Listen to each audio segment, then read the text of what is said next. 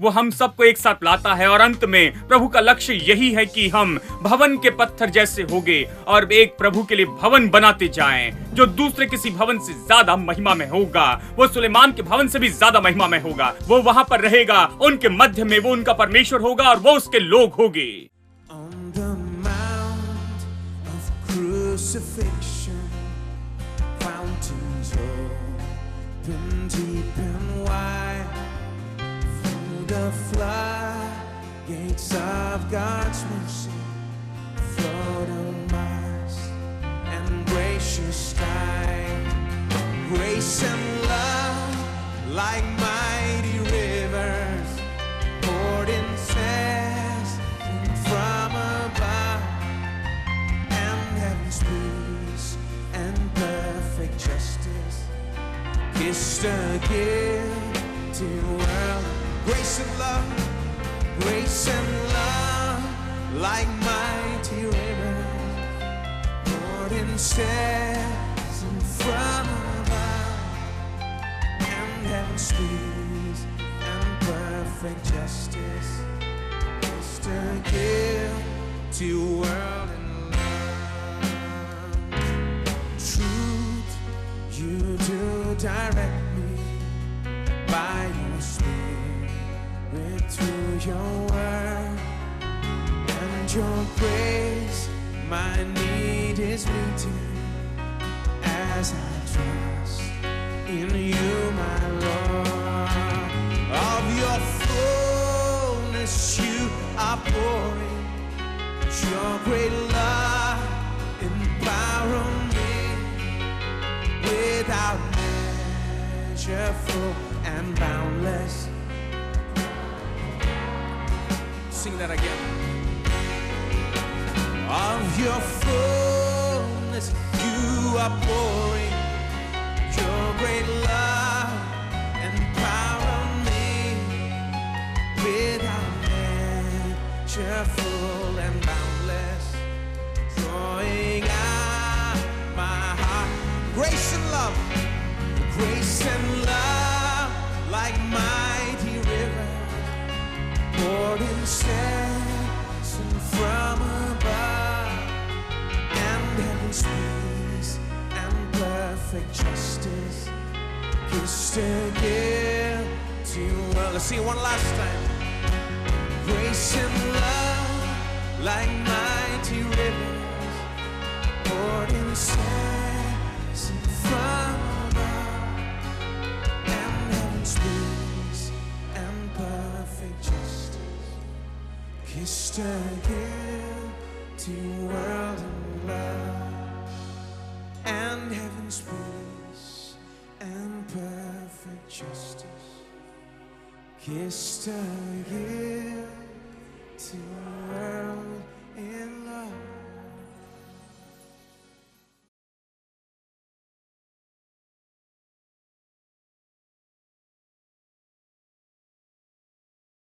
मेरे साथ निकाले निर्गमन अध्याय 12 और वचन 35 पढ़ते हैं।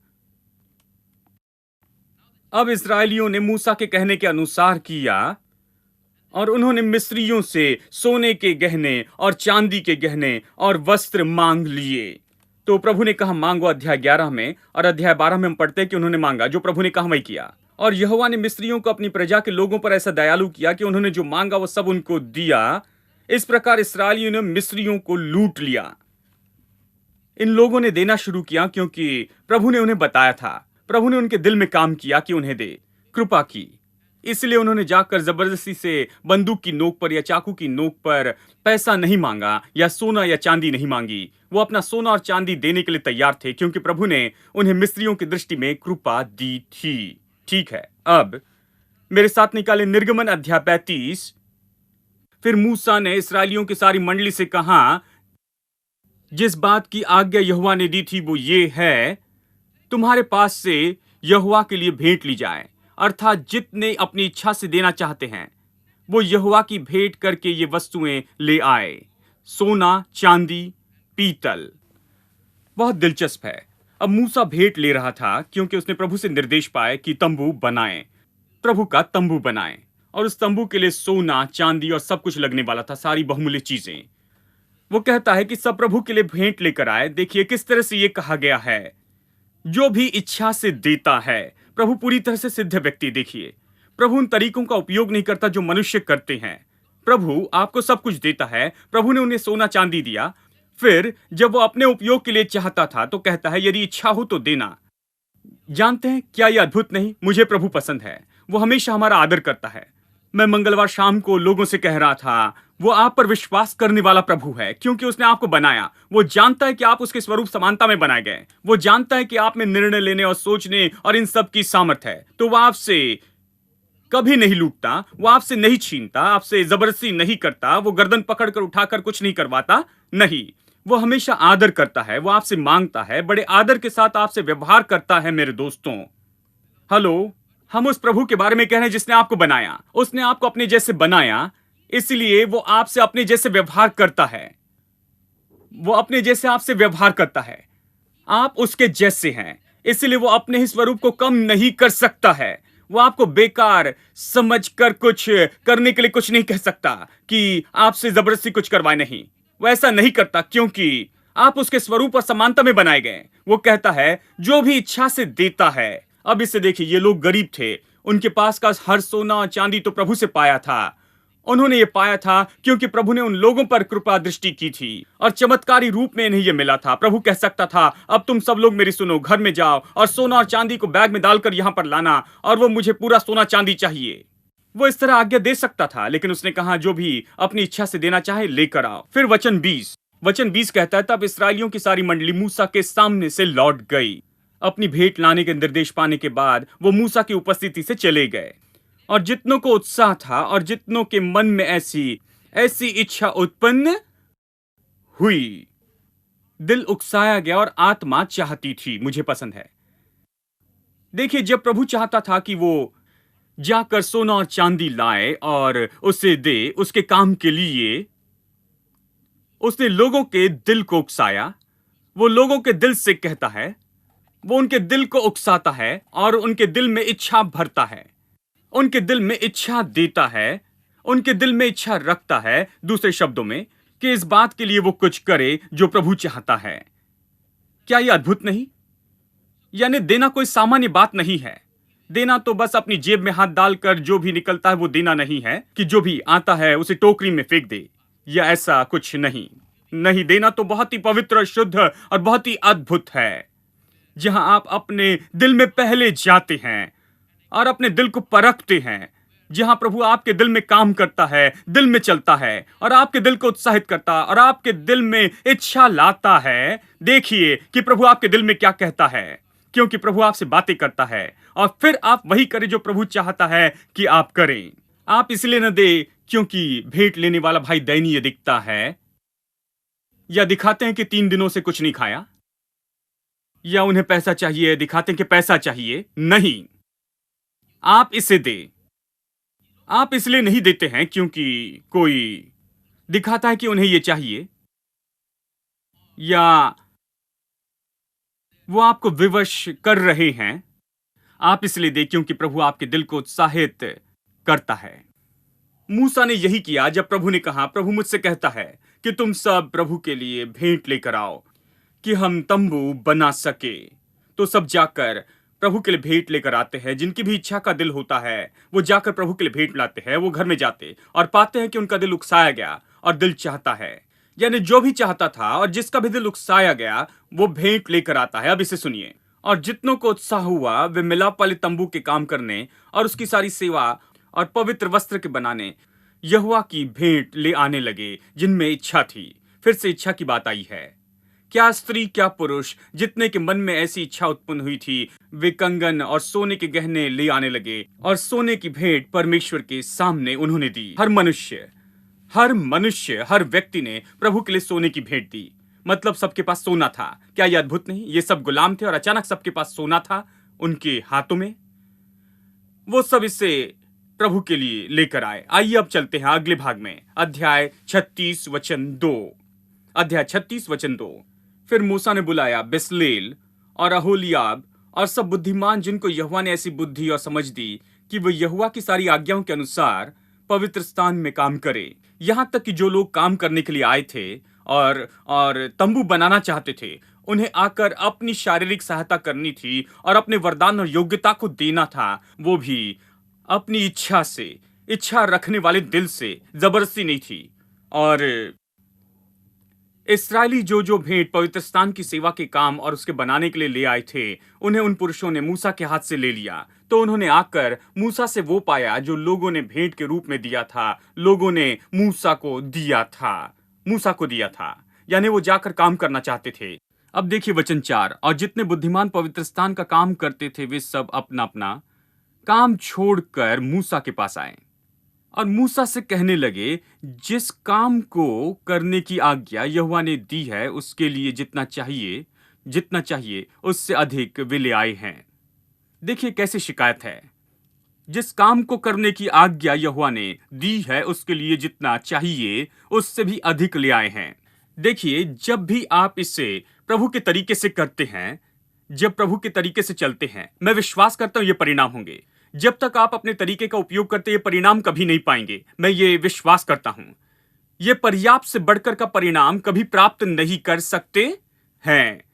इसलिए मैं विश्वास करता हूं कि बहुत से लोग वो मांगते और सब कुछ करते हैं लेकिन कभी पर्याप्त नहीं पाते, क्योंकि उन्होंने वो तरीका नहीं लिया जो प्रभु उपयोग करता है।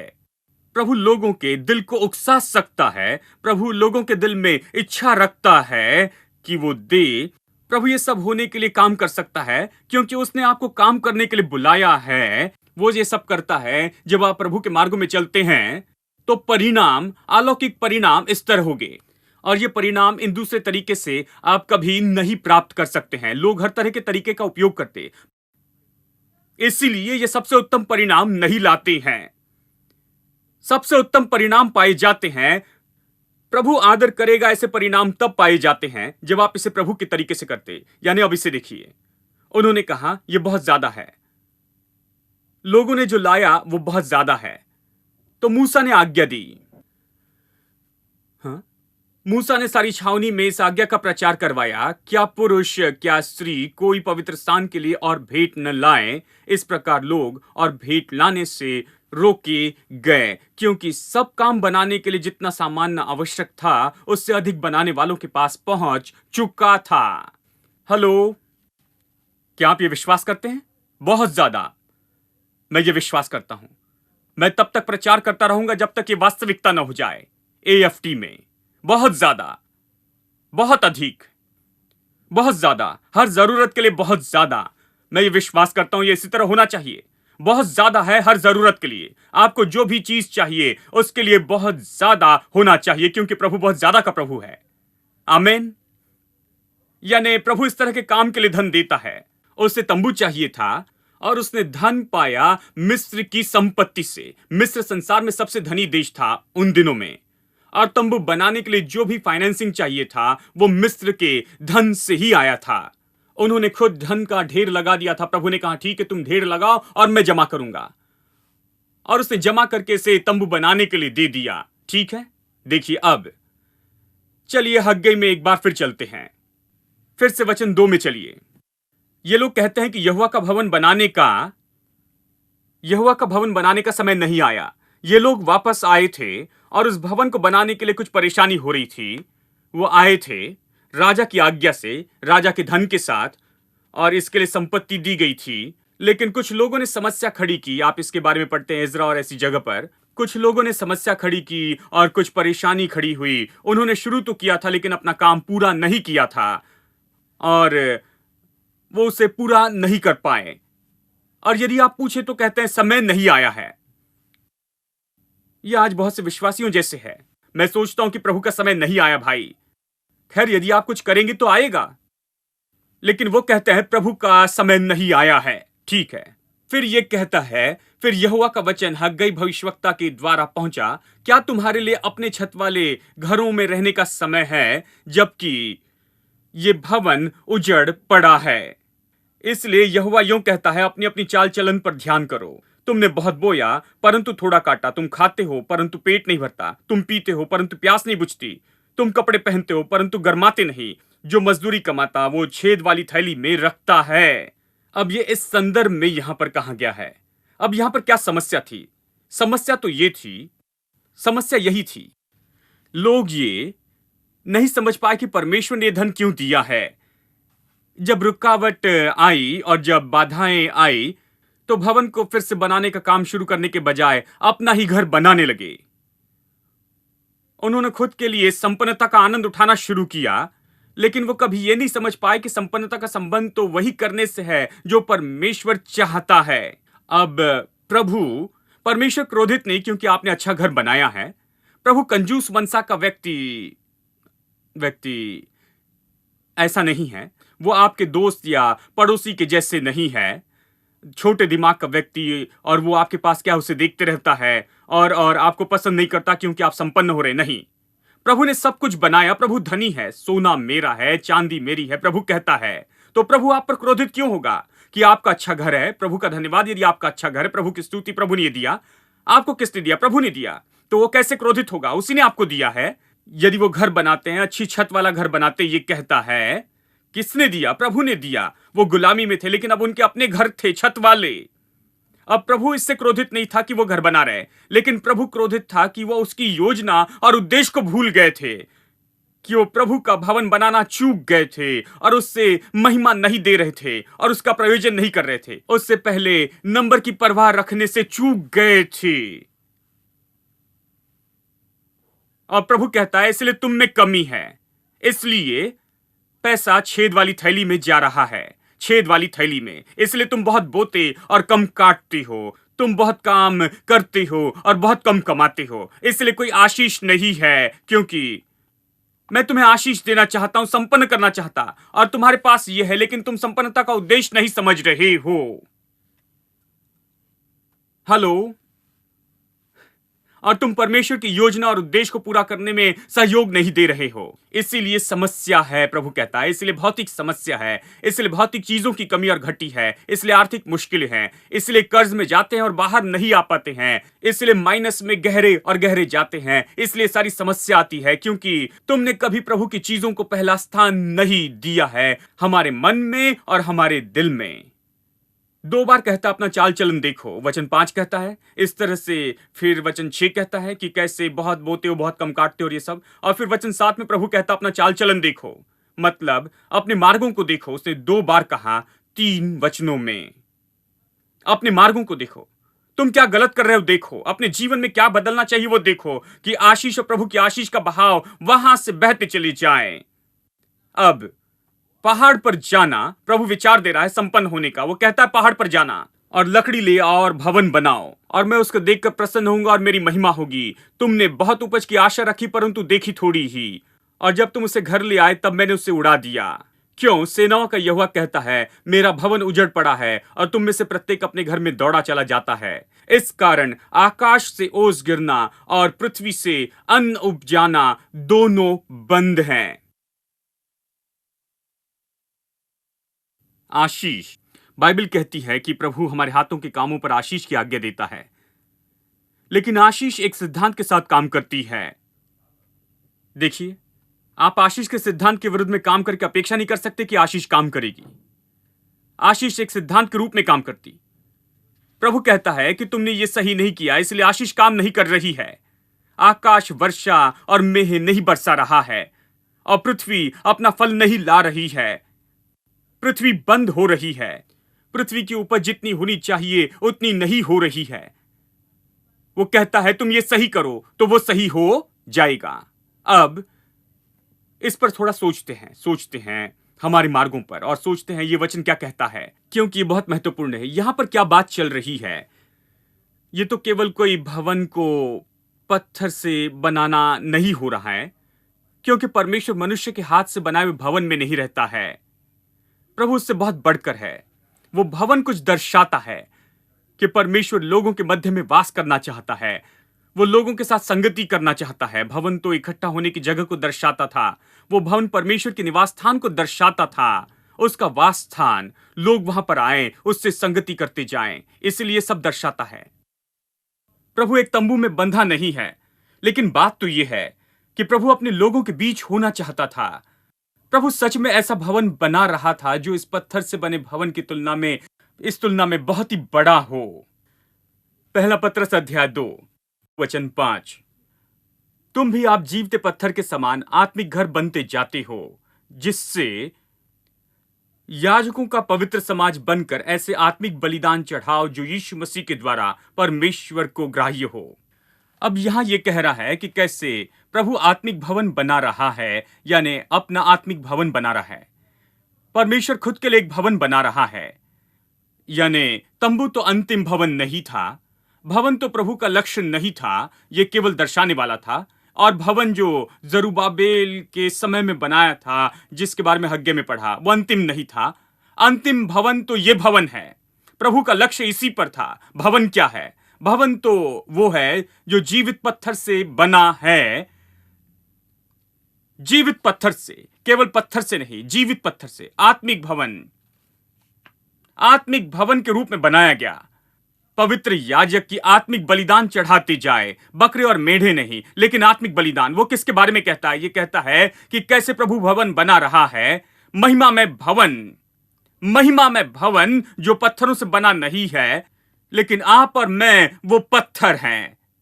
हर एक विश्वासी एक पत्थर के जैसे है, एक पर एक पत्थर। प्रभु लोगों को इकट्ठा कर रहा है, हर गोत्र से, हर भाषा से, हर देश से और हर तरह से वो लोगों को इकट्ठा कर रहा है। सुसमाचार पूरे संसार में प्रचार किया जा रहा है और यीशु मसीह को उद्धारकर्ता के रूप में जाना जा रहा है और लोग उसके पास आते हैं और प्रभु ने उन सबको इकट्ठा किया। अंत में वो क्या करना चाहता है? वो ये भवन बना रहा है। हम व्यक्तिगत रूप में प्रभु के भवन हैं, कुरिन्थियों यही कहता है, लेकिन यहां ये जुड़कर कहता है एक साथ हम कैसे प्रभु के भवन को बनाते हैं। वो हम सबको एक साथ लाता है और अंत में प्रभु का लक्ष्य यही है कि हम भवन के पत्थर जैसे होंगे और एक प्रभु के लिए भवन बनाते जाएं जो दूसरे किसी भवन से ज्यादा महिमा में होगा। वो सुलेमान के भवन से भी ज्यादा महिमा में होगा। वो वहां पर रहेगा, उनके मध्य में वो उनका परमेश्वर होगा और वो उसके लोग होंगे। प्रभु इसी में दिलचस्पी लेता है। आप देखिए, उसने उसके लिए अपना पुत्र दे दिया। उसने क्रूस बनाया और अपने पुत्र को क्रूस पर लटका दिया और लहू बहाने दिया और वो वहीं पर मरा कि वो हमारे पापों को उठाए और हमारी बीमारियों को और हमारे श्रापों को और हमारा सब कुछ, कि हम आशीष पाए। और उसने अपने पुत्र को दे दिया, अपने पुत्र को नहीं रोक छोड़ा, लेकिन दे दिया कि हम सबके लिए दे दे। वो कहता है क्यों? केवल तब हम जीवित पत्थर हो सकते। प्रभु अपने काम के बारे में गंभीर है। क्या आप अपने काम के बारे में गंभीर है? यही बात है। क्या मसीह विश्वासी गंभीर है? प्रभु इसके बारे में बहुत गंभीर है। यदि उसने इसके लिए अपने पुत्र को दे दिया तो यह उसके मन में सबसे महत्वपूर्ण बात होगी। यह तो नंबर 1 प्राथमिकता होगी उसके दिल की। यह तो सबसे बड़ी बात और एजेंडा होगा कि सारा संसार उसके पुत्र के पास आए, उसे उद्धारक माने, उसके सामने घुटने टेक दे और हर जीव अंगीकार करे कि यीशु मसीह ही प्रभु है, पिता की महिमा के लिए। अब समस्या यह है कि बहुत से विश्वासी नहीं सोचते। यह उनके मन और दिल का प्राथमिक लक्ष्य नहीं है। यह इतना ज्यादा बड़ा नहीं है। उनके पास अपने लक्ष्य हैं, दर्शन हैं, उनके अपने लिए, उनकी अपनी कंपनी के लिए, अपने जीवन के लिए, परिवार के लिए और ये सब। लेकिन ये सब अच्छा है दोस्तों, लेकिन बात तो यह है, जीवन का अंतिम लक्ष्य तो यही है कि यीशु मसीह का सुसमाचार हर एक व्यक्ति को प्रचार करे। और हम यानी हम में से हर एक व्यक्ति ये निश्चित करना चाहता है कि हमारी एक भूमिका है। हम इसमें भूमिका निभाते हैं क्योंकि हम जीवित हैं, हम में जीवन की श्वास है और हमारे पास जो भी पैसा है, हर एक रुपया जो हमारे पास है, जो हर एक पैसा हमारे पास है, वो उसी उद्देश्य के लिए दिया गया। More than I could hope or dream of, you uphold your favor on me. One day in the house of God is better than 1,000 days in the world. So blessed, I can't contain it. So much, gotta give it away. Your love saw me to live now. You are more than enough for me.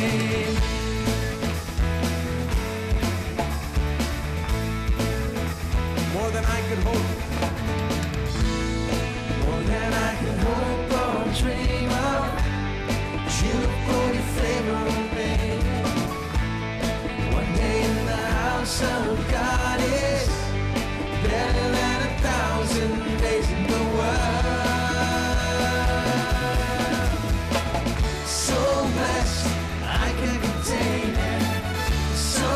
much you gotta give it away. Your love taught me to live now. You are more than so blessed, I can't contain it. So much you gotta give it away. Your love taught me to live now. You are more than enough for me.